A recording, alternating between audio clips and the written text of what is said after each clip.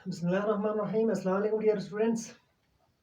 आज आपके सामने बहुत ही इम्पोर्टेंट एक लेक्चर लेके हाजिर हुआ हूँ बायोलॉजी सेकेंड ईयर से। और इस चैप्टर्स को अक्सर व बेशतर स्टूडेंट जो है कि वो मुश्किल समझते हैं, ठीक है। लेकिन मैं कोशिश करूँगा ये चैप्टर जो है कि वो जल्दी से मुकम्मल करके अपलोड आपके लिए कर दूँ। लेकिन सबसे पहले इस चैप्टर को समझने के लिए, जिसको हम कहते हैं कि क्रोमोसोम्स, डीएनए और इनहेरिटेंस, ये दोनों के दोनों चैप्टर आपस में एक दूसरे के साथ ताल्लुक़ है, ठीक है। तो इस चैप्टर को समझने के लिए आपको कुछ टर्म्स याद रखना ज़रूरी है। बेसिक कॉन्सेप्ट जब आपको क्लियर होगी तो फिर आगे आपके लिए कोई मुश्किल नहीं होगा।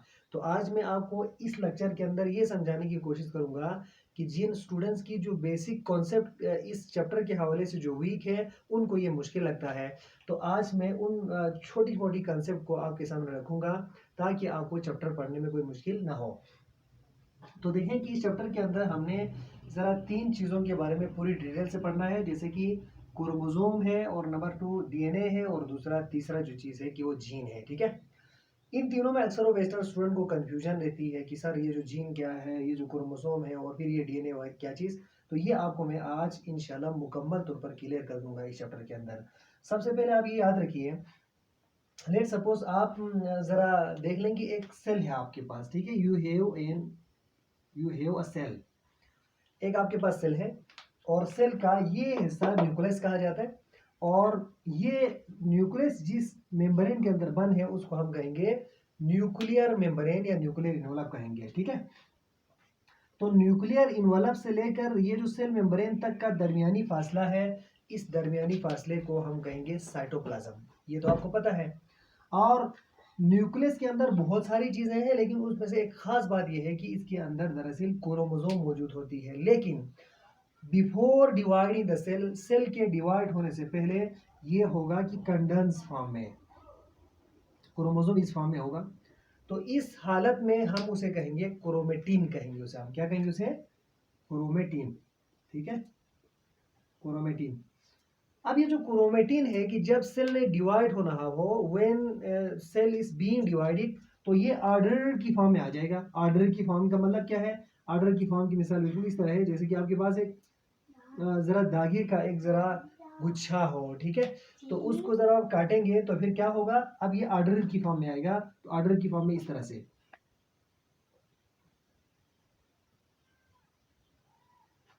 इस order arrangement of the chromatin is known as chromosome. बस क्रोमेटिन और क्रोमोसोम में फर्क इतना सा है, जब वो क्वाइल की फॉर्म में हो तो उसे आप क्रोमेटिन कहेंगे, जब ये ऑर्डर्ड फॉर्म में हो तो उस वक्त क्या कहेंगे उसे आप? अब इसे हम कहेंगे क्रोमोसोम कहेंगे आप उसको, ठीक है। और क्रोमोसोम जो है कि हर ऑर्गेनिज्म के अंदर फिक्स है, और इंसान के जिस्म के अंदर क्रोमोसोम्स की जो तादाद है दैट इज द 46। 46 का मतलब ये है कि 23 पेयर, यानी 23 पेयर होगा तो 46 होंगे, यानी हर क्रोमोसोम्स अपने जोड़े के साथ होंगे। Chromosomes always found in the form of pair, तो जीन भी in the form of pair form होगा। तो क्रोमोसोम्स आपने देख लिया। अब अगर हम यहाँ ये जो सेल है, इस सेल से एक क्रोमोसोम को बाहर निकालें, देखें एक क्रोमोसोम्स बाहर निकाला आपने, तो ये क्रोमोसोम्स इस तरह होगा कुछ।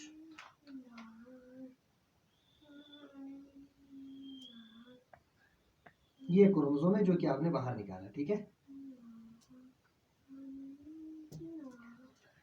ये जो क्रोमोसोम्स की दो लूप्स है जहां पर इकट्ठे हैं, इसको हम कहेंगे सेंट्रोमेयर। क्या कहेंगे इसको हम? सेंट्रोमेयर, ठीक है। याद रखना आपने। ऊपर वाले को हम कहेंगे टीलोमेयर, कहते हैं टीलोमेयर।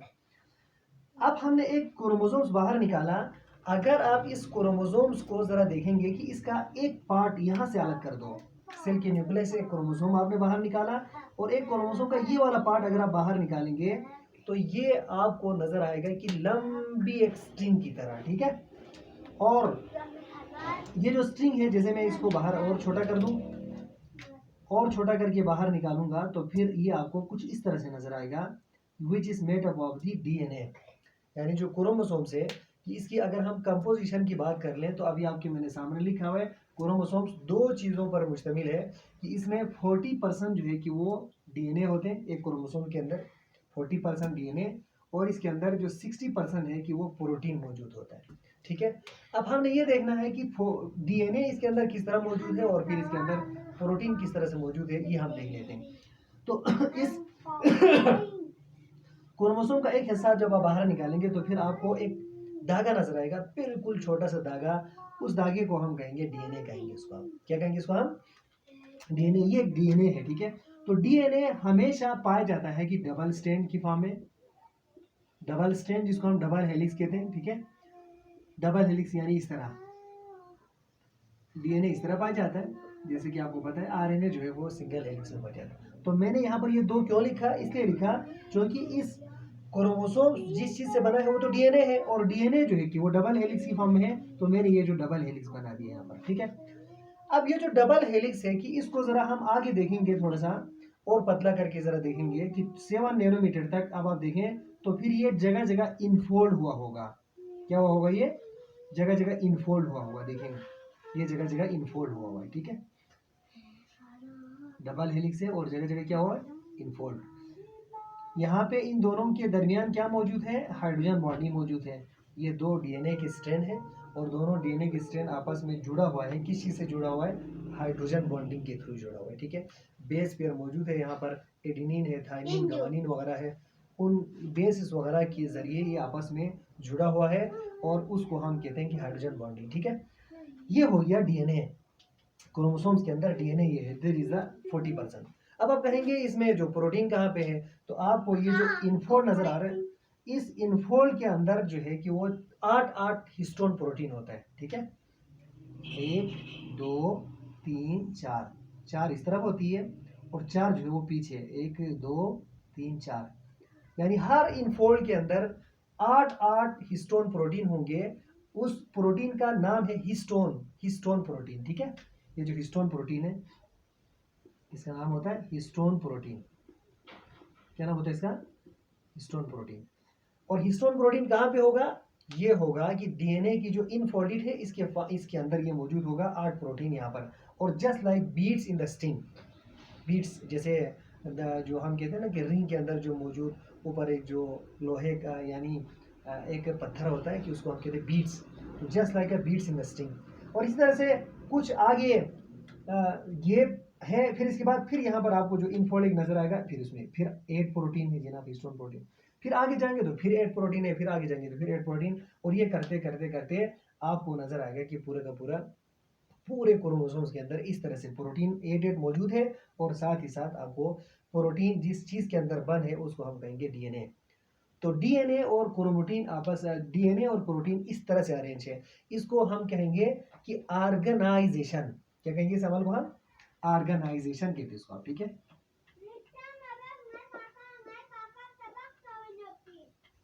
ऑर्गेनाइजेशन, ठीक है। तो ये डीएनए के अंदर क्रोमोसोम, ये क्रोमोसोम हुआ, और क्रोमोसोम्स के अंदर दो चीजें, डीएनए 40% और प्रोटीन 60%। ये किस तरह से है ये मैंने आपको बताने की कोशिश की। कुछ और टर्म्स भी इसके अंदर मौजूद हैं। अब यहाँ पर देख लें, आप इस जगह को देखेंगे आप, तो इस जगह के अंदर दो चीजें हैं आप, एक तो डीएनए है और फिर दूसरा इसके अंदर क्या है, हिस्टोन प्रोटीन है। जहां पे हिस्टोन प्रोटीन और डीएनए आपको इकट्ठे नजर आए तो फिर इस पूरे पार्ट को हम कहते हैं न्यूक्लियोसोम। क्या कहते हैं इसको हम, न्यूक्लियोसोम कहते हैं इसको आप, ठीक है। न्यूक्लियोसोम, न्यूक्लियोसोम, ठीक है। न्यूक्लियोसोम किसे कहते हैं पता चल गया ना आपको, एक ऐसा जो यानी क्रोमोसोम्स का एक ऐसा पार्ट जिसके अंदर आपको हिस्टोन प्रोटीन भी नजर आए और फिर न्यूक्लियो यानी डीएनए भी साथ नजर आए, तो फिर उस पूरे पार्ट को हम कहेंगे कि न्यूक्लियोसोम, ठीक है। तो हर न्यूक्लियोसोम के बीच में गैप है। और एक बात ये याद रखेंगे कि आप आगे जाके, अब यहाँ पर अभी हम आए नहीं कि डीएनए तो आपको पता चल गया कि क्रोमोसोम्स के बारे में भी कुछ आइडिया आपको हो गया। अब हम जाएंगे जीन की तरफ, जीन क्या है, ठीक है। अब देखें कि डीएनए, ये जो डीएनए है, जैसे ये पूरा का पूरा पट्टी जो है कि वो डीएनए है, तो सवाल ये है कि डीएनए क्या चीज़ है फिर। तो डीएनए आपको पता होना चाहिए कि ये पॉलीमर ऑफ द न्यूक्लियोटाइड्स है, ठीक है। डीएनए किस चीज का बना होता है जनाब, डीएनए बना होता है कि न्यूक्लियोटाइड्स का, न्यूक्लियोटाइड्स। अब आप कहेंगे ये न्यूक्लियोटाइड क्या वाला है, तो न्यूक्लियोटाइड मैं इसको जरा रफ करूंगा। न्यूक्लियोटाइड्स बेसिकली होता क्या है कि एक कॉम्प्लेक्स मॉलिक्यूल है। ये न्यूक्लियोटाइड क्या है, कॉम्प्लेक्स मॉलिक्यूल है। और इस कॉम्प्लेक्स मॉलिक्यूल के अंदर तीन चीजें मौजूद होती है, ठीक है। Nucleotide is a complex molecule which consist of 3 things. और उसमें से पहली जो चीज है कि वो इसमें होगा पेंटोज शुगर, शुगर का एक यूनिट होगा, ठीक है। दूसरा इसके अंदर होगा फॉस्फेट ग्रुप।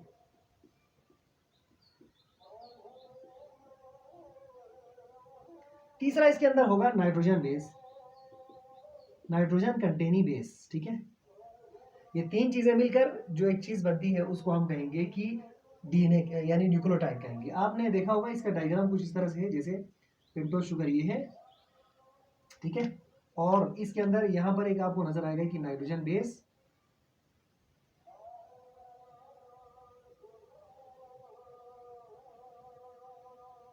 और एक आपको यहां पर नजर आएगा फास्फेट ग्रुप।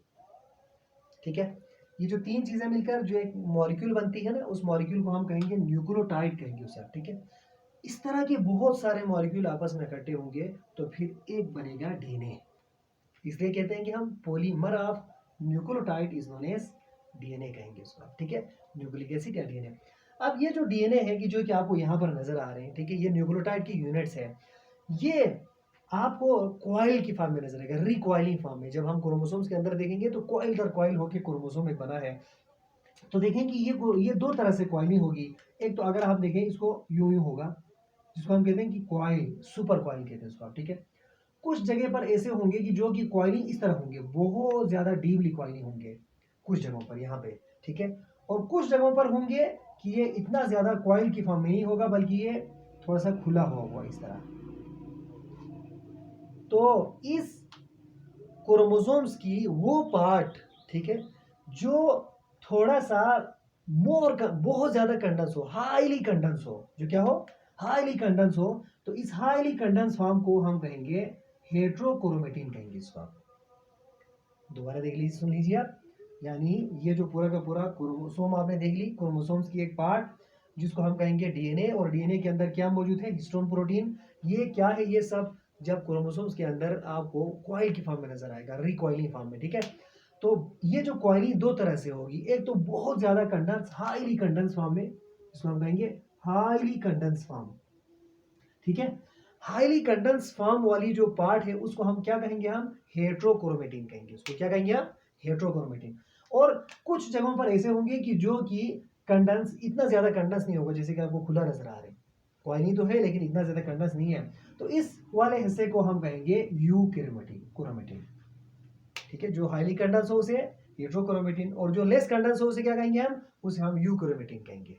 ये याद रहेगा ना दिमाग में, ये बहुत इंपॉर्टेंट बात है। अब हम आएंगे जीन की तरफ। अब हम देखें, ये बहुत सारे डीएनए हैं कि बहुत सारे क्रोमोसोम यहाँ पर जो मौजूद प्रोटीन है, और बहुत सारे न्यूक्लियोटाइड्स है, लेकिन जीन जो है वो क्या होगा, सिंपल आप याद रखें, unit of inheritance which is the part of DNA. बस ये जो क्रोमोसोम है, क्रोमोसोम्स के अंदर मौजूद ये जो आपको डीएनए नजर आ रहे हैं, इस डीएनए का स्मॉलेस्ट एक फ्रैक्शन है, स्मॉलेस्ट एक पार्ट है, उसको आप कहेंगे जीन। ठीक है, क्या कहेंगे इसको आप, जीन। अब ये जीन कहाँ पे होगा, ये जीन होगा जनाब यहाँ पे।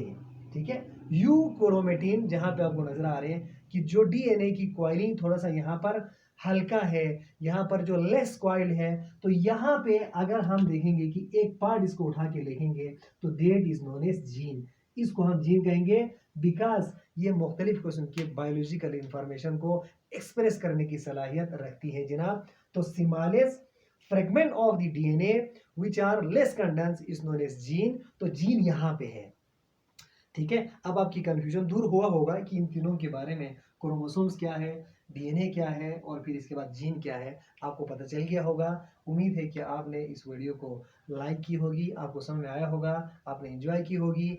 अगर आपको मेरी ये जो वीडियो है कि ये समझ में आया है, तो मेरी वीडियो को लाइक कर लीजिए, शेयर कर लीजिए, और फिर आगे भी मेरी वीडियोज़ देखते रहिए। फिलहाल के लिए इतना ही, इजाज़त दीजिए, अल्लाह हाफिज़, बाय बाय।